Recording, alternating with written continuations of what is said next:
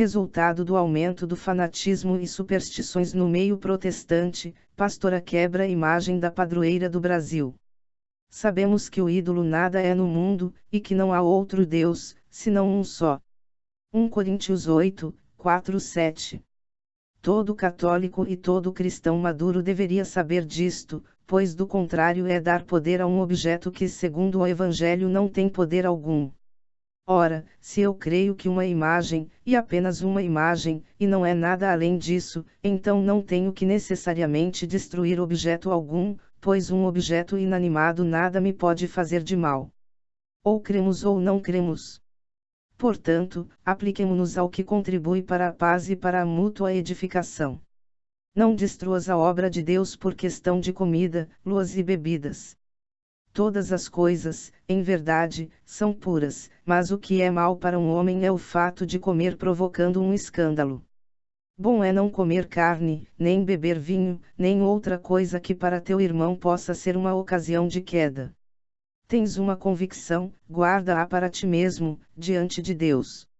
Feliz é aquele que não se condena a si mesmo no ato a que se decide. Mas, aquele que come apesar de suas dúvidas, condena-se, por não se guiar pela convicção. Tudo o que não procede da convicção é pecado. Romanos 14:19-23. O perigo não está em objeto algum, mas sim no nosso próprio coração. Se eu deixo de colocar a Deus em primeiro lugar em minha vida, qualquer coisa, mesmo que não seja uma simples imagem, se torna ídolo em minha vida e isso me faz mal. Mas se coloco Deus em primeiro lugar, as coisas também assumem o seu verdadeiro lugar, a imagem torna-se apenas uma representação, o dinheiro é só um meio não um fim em si mesmo, dons e talentos estão a serviço dos outros e não de mim mesmo. Essa é a consciência madura que Paulo tenta ensinar. É importante ressaltar, porém, que esta fraqueza seja temporária, o ideal é que com o tempo se aprenda e não tenha mais esses problemas. Superstição é um termo derivado do latim superstitio que significa fanatismo, receio vão, culto falso, religião falsa. O dicionário Aurélio define da seguinte maneira: 1. Sentimento religioso baseado no temor ou na ignorância, e que induz ao conhecimento de falsos deveres, ao receio de coisas fantásticas e à confiança em coisas ineficazes, crendice. 2. Crença em presságios tirados de fatos puramente fortuitos. 3. Apego exagerado e ou infundado a qualquer coisa. Quando ocorreu a Reforma Protestante, no século XVI, uma das grandes bandeiras dos reformadores era o fim das superstições religiosas. Nos últimos anos, porém, observamos a ressurreição de modismos, misticismos e doutrinas que manifestam a mais pura superstição e ignorância do povo evangélico em relação à Escritura e sua prática. Para mim, isso é sinal de quem ainda é criança na fé. A superstição é o maior pecado contra o primeiro mandamento, porque a pessoa, ao invés de confiar em Deus, deposita sua confiança em objetos ou em manias insignificantes, estabelecendo e promovendo o medo. Já presenciou alguém passar óleo ungido na sola do sapato, para o Senhor proteger os passos e o conduzir pelo caminho certo, deixar a Bíblia aberta no Salmo 91 para afastar as desgraças e o demônio? Utilizar a expressão "tá amarrado" de forma séria, como uma espécie de precaução espiritual, abrir a Bíblia aleatoriamente para tirar um versículo que funcione como a orientação de Deus para tomarmos uma decisão, trocar a leitura sistemática e regular da Bíblia pela caixinha de promessas, reputar que a oração no monte tem mais eficácia do que a feita dentro do quarto ou na igreja, dormir empacotado para que Deus, ao nos visitar à noite, não se entristeça, e acreditar que objetos ou alguma lembrança de Israel, pedrinhas, água do Rio Jordão, folhas, tem algum poder especial. Entregar o dízimo evita desgraças financeiras. Enterrar Bíblias, ungindo cidades em helicópteros, urina santa de pastor demarcando territórios, unção do fechamento de corpo.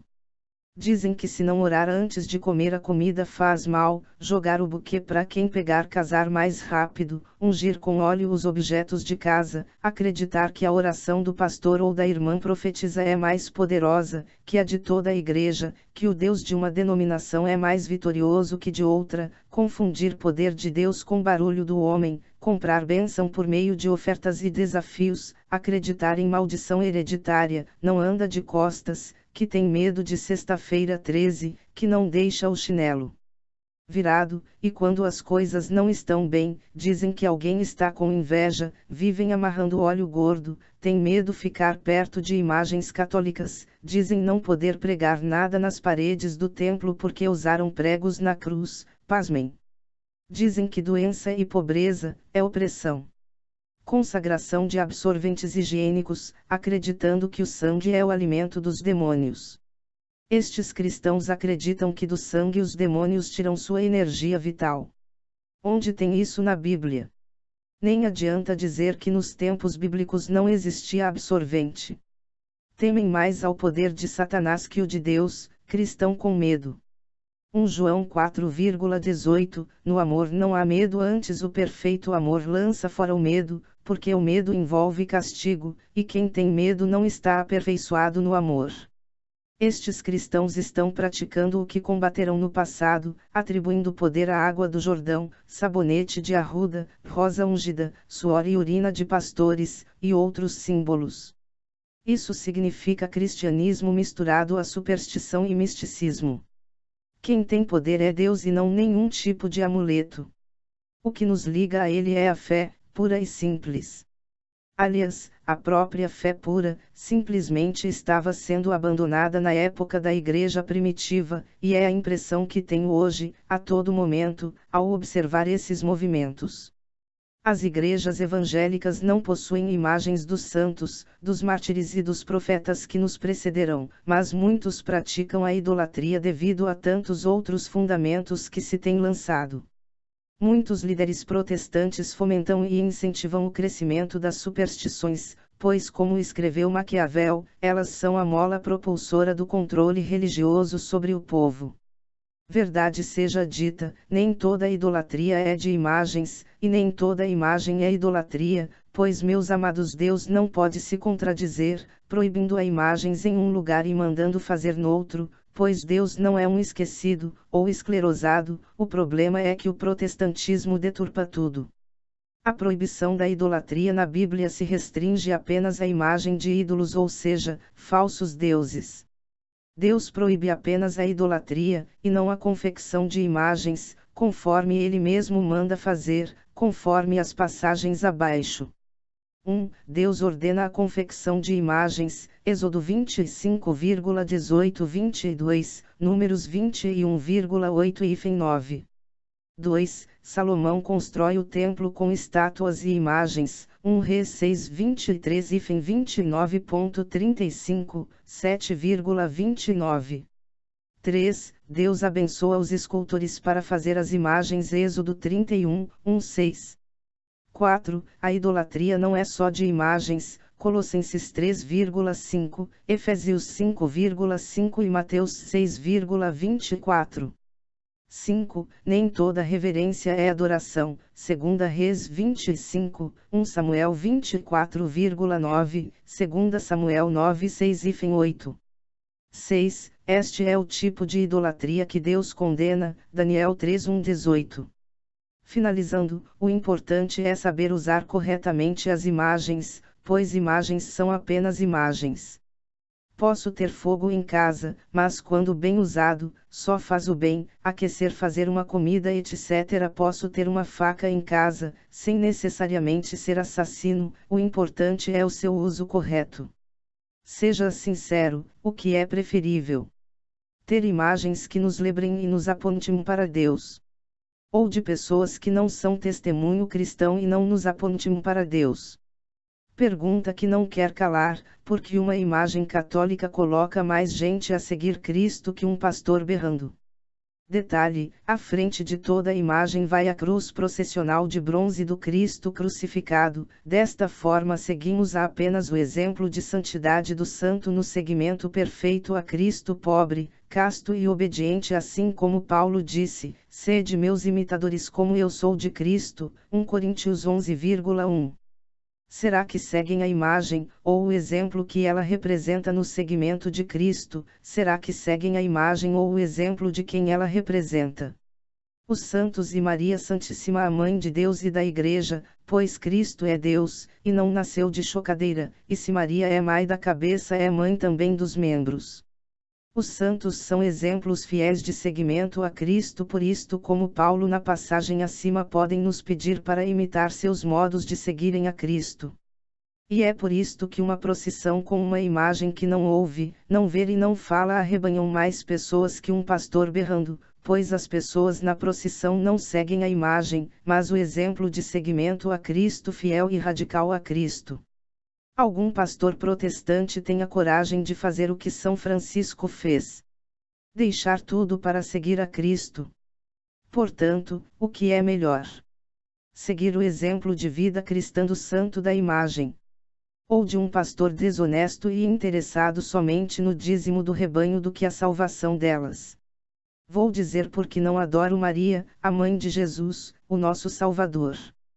Porque ela não é deusa. E, ponto final. Mas vou dizer porque a amo, respeito, louvo e venero.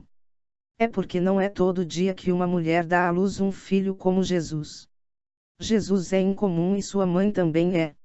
E vou dizer porque, além de falar com Jesus, eu também falo com Maria, é que eu creio que Maria não está dormindo o sono da espera pelo último dia da humanidade, ela está no céu, santificada e elevada pelo seu Filho. Falo a cristãos porque ateus não admitem nem Deus nem estes dogmas. Budistas, judeus e muçulmanos também não. Eles têm outros dogmas de fé. Como creio que o sangue de Jesus tem poder e que Jesus Cristo salva, o céu está repleto de santos, alguns dos quais nós, católicos, retratamos e lembramos em imagens para não esquecer deles e de seu exemplo. Como não há humanos perfeitos, tiveram seus limites, mas assim mesmo eram crentes e pregadores melhores do que nós. Se Jesus salva a quem o segue, então é claro que a mãe dele está no céu porque Maria foi quem melhor o seguiu. Raciocinem comigo. Se Jesus ainda não levou nem a mãe dele para o céu, então Mateus exagerou, todo o poder não foi dado a ele. Se até agora ninguém entrou no céu, então a estação de baldeação onde ficam as almas à espera do último dia do planeta deve estar superlotado. A intercessão dos vivos e dos mortos em Cristo e já salvos. É por crer que o céu está repleto de humanos que Jesus salvou, que peço intercessão dos salvos no céu e aceito também a dos que se proclamam salvos já nesta vida porque aceitaram Jesus. Se eles estão salvos, a mãe de Jesus, esta super hiper salva, é a razão pela qual peço a Maria que, lá no céu, ore por mim e comigo. Se padre e pastor podem interceder a Jesus por mim, então a mãe de Jesus pode mais. Ela é mais de Jesus que todos nós juntos. Se aceito os intercessores da terra, que diante das câmeras, de manhã e de noite, em emocionados programas de rádio e televisão, dizem de boca cheia que vão orar e oram pelos seus fiéis, então eu posso acreditar nos santos do céu que Jesus já salvou. Entre os salvos escolhi Maria, a mãe de Jesus, para orar comigo e por mim e pelos que me pedem orações. Eu creio que ela está viva no céu. De Jesus ela foi quem mais entendeu neste mundo, e imagino que continue a ser no céu a que mais sintoniza com ele. Como creio que Jesus não era um simples homem e que ele de fato era o Filho eterno que se encarnou, não tenho como explicar isso a um judeu, um muçulmano ou um ateu. Mas para cristãos parece-me lógico explicar por que razão não adoro Maria e por que razão eu escolhi a intercessão desta humana acima de qualquer outro cristão. Se você prefere de outro modo, indo diretamente a Deus, respeito-o, mas pecador como sou, não me sinto digno disto, pois diz a palavra que Deus não escuta pecador, João 9,31. Não acho que Deus espera pelo toque da última trombeta para levar seus filhos para perto dele. Não esperaremos 10 ou 100 mil anos para entrar no céu. Jesus já disse que iria preparar-nos um lugar e que viria e levaria com ele os que ele resgatou. E penso que Maria foi o primeiro grande fruto da santidade de Jesus, santificou primeiro a mãe dele. Nunca houve mulher mais privilegiada do que ela. Pagou, com o filho o alto preço da redenção, porque mesmo sendo humana esteve lá de Belém até a cruz assumindo tudo com ele, da mesma forma que hoje nós nos associamos às dores dos outros em nome dele. Vou dizer outra vez porque não adoro Maria. Eu só adoro a Deus e Maria não foi, não é, nem nunca será deusa. Mas vou dizer outra vez porque a coloco acima de todos os papas, bispos, padres e pastores do mundo.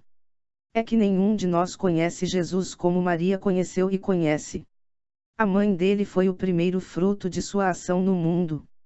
Se você me vir falando com Maria, não com a imagem dela, é claro, porque sei a diferença, pode apostar que é porque acredito no poder de Jesus Cristo e na sua promessa e porque também acredito na intercessão de seus eleitos, pois sei que Deus não é Deus de mortos, mas Deus de vivos como Abrão, Isaque e Jacó, Lucas 30,38. Às vezes ouso falar direto com o Pai, usando o nome do Filho que aqui se chamou Jesus, ou falo com Jesus que está no seio da Trindade, ou falo com os santos que ele salvou. E entre eles prefiro Maria a quem todos os dias peço que ore comigo e por mim agora e na hora de nossa morte. Se você é cristão então não terá dificuldade de entender esse assunto de orar uns pelos outros.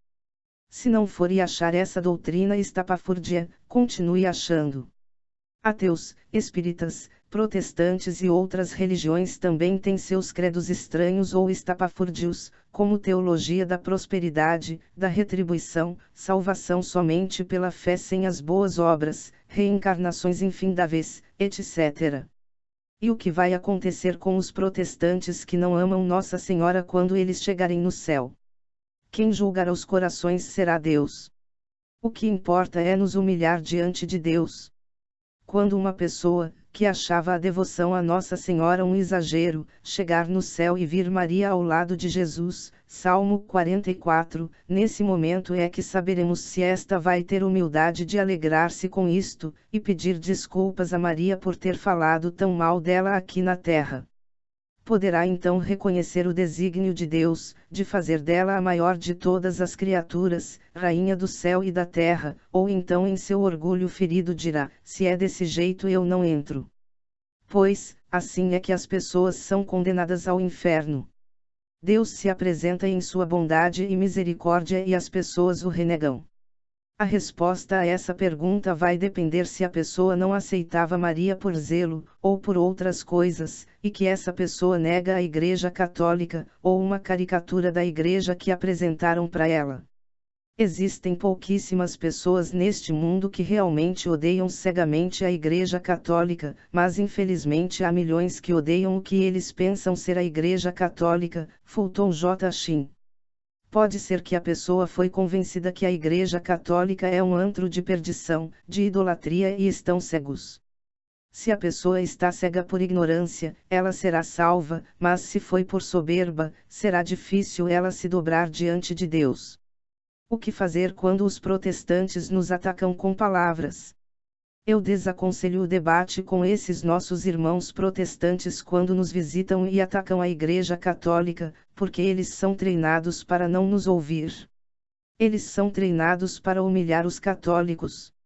Eles jogam uma pergunta após a outra, e estamos respondendo, mas eles não estão nos ouvindo.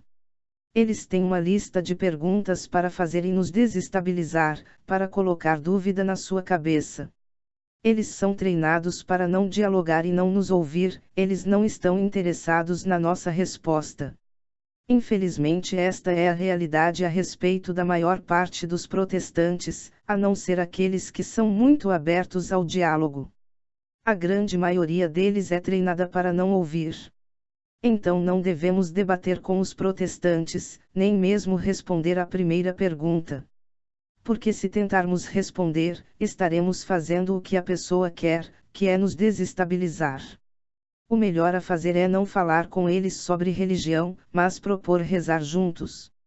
Até o católico mais simples e menos instruído, sabe que a imagem tem a função de elevar nosso coração a Deus e às realidades transcendentais. Não adoramos a imagem em si mesma, mas se for de Cristo, ou de um ícone da Trindade, o Deus que ela representa. Somente a Deus adoramos, os santos nós veneramos, porque reconhecemos a manifestação divina neles e quando assim fazemos estamos honrando a Deus autor de tudo. Quando elogiamos uma pintura, honramos quem a pintou. Quando admiramos a criatura, honramos Deus, o grande Criador. O culto que prestamos aos santos é dúlia, a Nossa Senhora é hiperdúlia e só a Deus adoramos. São João Damasceno com simplicidade diz o mesmo. A beleza e a cor das imagens estimulam a minha oração. É uma festa para meus olhos, tanto quanto o espetáculo do campo estimula meu coração a dar glória a Deus. Os protestantes e Nossa Senhora. O Manifesto de Dresden. Um grupo de teólogos luteranos, protestantes, da Alemanha Oriental publicou um texto denominado Manifesto de Dresden, na revista Spiritus Domini, número 5, em maio de 1982. Eis alguns trechos. Em Lourdes, em Fátima e em outros santuários marianos, a crítica imparcial se encontra diante de fatos sobrenaturais, que têm relação direta com a Virgem Maria, seja mediante as aparições, seja por causa das graças milagrosas solicitadas pela sua intercessão. Estes fatos são tais que desafiam toda a explicação natural. Sabemos ou deveríamos saber que as curas de Lourdes e Fátima são examinadas com elevado rigor científico por médicos católicos e não católicos. Conhecemos a praxe da Igreja Católica, que deixa transcorrer vários anos antes de declarar alguma cura milagrosa. Até hoje, 1.200 curas ocorridas em Lourdes foram pelos médicos consideradas cientificamente inexplicáveis. Todavia a Igreja Católica só declarou milagrosas 44 delas. Nos últimos 30 anos, 11.000 médicos passaram por Lourdes. Todos os médicos, qualquer que seja a sua religião ou posição científica, têm livre acesso ao Bureau des Constatations Médicales. Por conseguinte, uma cura milagrosa é cercada das maiores garantias possíveis. Qual é, pois, o sentido profundo destes milagres no plano de Deus? Bem parece que Deus quer dar uma resposta irrefutável à incredulidade dos nossos dias. Como poderá um incrédulo continuar a viver de boa fé na sua incredulidade diante de tais fatos? E também nós, cristãos evangélicos, podemos ainda, em virtude de preconceitos, passar ao lado destes fatos sem nos aplicarmos a um atento exame. Uma tal atitude não implicaria grave responsabilidade para nós. Porque um cristão evangélico pode ter o direito de ignorar tais realidades pelo fato de se apresentarem na Igreja Católica e não na sua comunidade religiosa. Tais fatos não deveriam, ao contrário, levar-nos a restaurar a figura da Mãe de Deus na Igreja Evangélica. Somente Deus pode permitir que Maria se dirija ao mundo, através de aparições. Não nos arriscamos talvez a cometer um erro fatal, fechando os olhos diante de tais realidades e não lhes dando atenção alguma. Cristãos evangélicos da Alemanha, deveremos talvez continuar a opor-lhes recusa e indiferença. Continuaremos a nos comportar de modo que o inimigo de Deus nos mantenha em atitude de intencional cegueira. Não deveremos talvez abrir o nosso coração a esta luz que Deus faz brilhar para a nossa salvação. Tal problema evidentemente merece exame, não deve ser afastado de antemão, por preconceito, pelo único motivo de que tais curas são apresentadas pela Igreja Católica. Uma tal atitude acarretaria grave dano para nós mesmos e para o mundo inteiro. Grande responsabilidade nos toca. Temos o direito de examinar tais fatos. Não nos é possível passar ao largo e encampar tudo no silêncio. Hoje, em alguns países, está em causa a existência mesmo do cristianismo. Seria o cúmulo da tolice ignorarmos a voz de Deus que fala ao mundo, pela mediação de Maria, e dar-lhe as costas, unicamente, porque ele faz ouvir sua voz através da Igreja Católica. Como quer que seja, não podemos calar por muito tempo sobre tais realidades. Temos que examiná-las, sem preconceito, pois é iminente uma catástrofe. Poderia acontecer que, rejeitando ou ignorando a mensagem que Deus nos faz chegar através de Maria, estejamos recusando a sua última grande graça que Ele nos oferece para a nossa salvação. É, por isso, um dever muito grave para todos os chefes da Igreja Luterana e para outras comunidades cristãs examinar tais fatos e tomar uma posição objetiva. Este dever impõe-se também pelo fato de que a Mãe de Deus não foi esquecida somente depois da Guerra dos 30 Anos e na época dos livres pensadores da metade do século XVIII. Sufocando no coração dos evangélicos o culto da Virgem, destruíram os sentimentos mais delicados da piedade cristã. No seu Magnificat, Maria declara que todas as gerações a proclamarão bem-aventurada até o fim dos tempos. Todos nós verificamos que esta profecia se cumpre na Igreja Católica e, nestes tempos dolorosos, com intensidade sem precedentes. Na Igreja Evangélica, tal profecia caiu em tão grande esquecimento que dificilmente se encontra algum vestígio da mesma. Ainda uma vez estas reflexões nos impõem o dever de examinar os fatos acima citados e de tirar dos mesmos todas as conclusões pertinentes. Padre José Eduardo de Oliveira, da Diocese de Osasco, São Paulo, falou sobre a pastora Quebra-Santo. Como católicos equilibrados e maduros, não precisamos nos chocar com esse fato, que desgraçadamente é tão corriqueiro, e cujo ridículo só não supera aos ridículos que estes mesmos fazem. A crente Quebra-Santo, no texto indica que qualquer padre brasileiro já está acostumado com cenas como essas. Basta o fulano se converter para qualquer desses grupos se transformarem num quebra-santo. Sim, há aqueles mais educados que deixam as imagens nas portas das igrejas ou que as jogam num lugar mais digno. Mas, parafraseando um corinho cantado nessas garagens de fogo, a ordem é para quebrar. O sacerdote explica ainda que esta realidade não é apenas dos dias atuais. Isto vem desde os tempos de Lutero e Calvino, afirma, os protestantes sempre se prodigalizaram por seu ódio iconoclasta. A teologia aqui é totalmente descartável, e dar lugar à superstição, que vai desde a pregação de que por trás de cada imagem há um demônio, até a acusação anticatólica de que somos idolatrais. Para o sacerdote, há pouco a fazer frente a esta situação. Ele sublinha que somos católicos e que nossa vocação é a unidade, congregarmos pessoas e criamos sinfonias com diferenças. Por fim, declara que não precisamos nos chocar com esses fatos típicos de uma fé imatura e fanática, que desgraçadamente é tão corriqueiro, e cujo ridículo só não supera aos ridículos que estes mesmos fazem, ridículos que hoje não são mais ocultos sob o curioso véu do mistério, mas são exibidos publicamente, em rede nacional, em suas próprias cadeias de TV. Esse fato é apenas um entre tantos que cairão no vazio, um exemplar entre muitos de uma reles fé de crente quebra-santo, conclui. Fonte, Cleofas. Retirado do blog, Uberacash. http://beracash.blogspot.com.br/2017/01 resultado aumento fanatismo html fecha parênteses. E transformado em audiobook por católico formado e informado é católico preparado.